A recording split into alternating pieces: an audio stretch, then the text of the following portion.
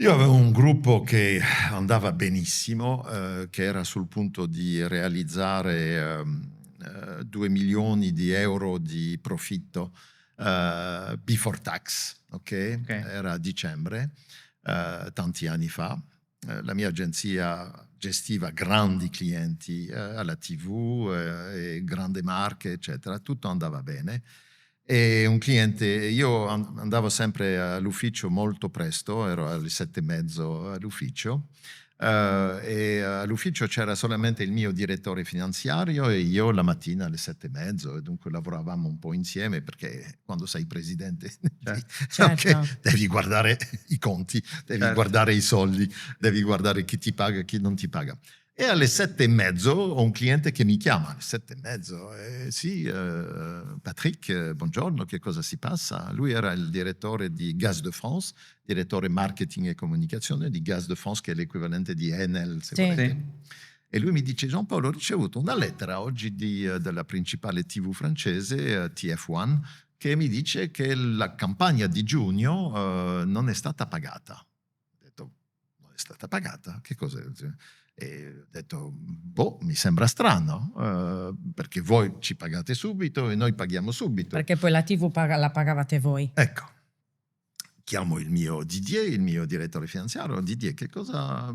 No, lui mi dice: no, Jean-Paul, guarda, abbiamo pagato, il cliente ci ha pagato il 30 giugno, il 2 luglio abbiamo mandato i soldi all'agenzia media che tratta per noi tutte le campagne alla TV, eccetto che questa agenzia media ha organizzato una truffa enorme.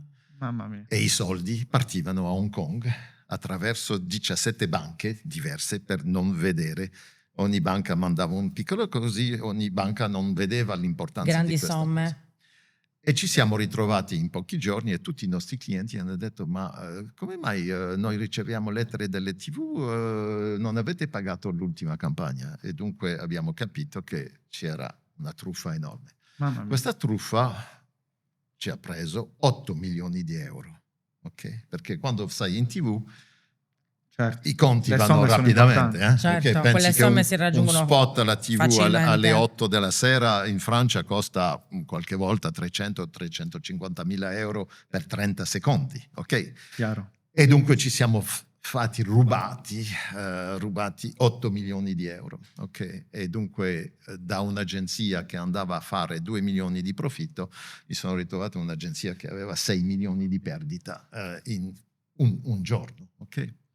Che cosa fai? Io avevo filiali dappertutto, avevo collaboratori dappertutto, che cosa facevo? Chiudevo l'azienda dicendo: non è il mio problema? No.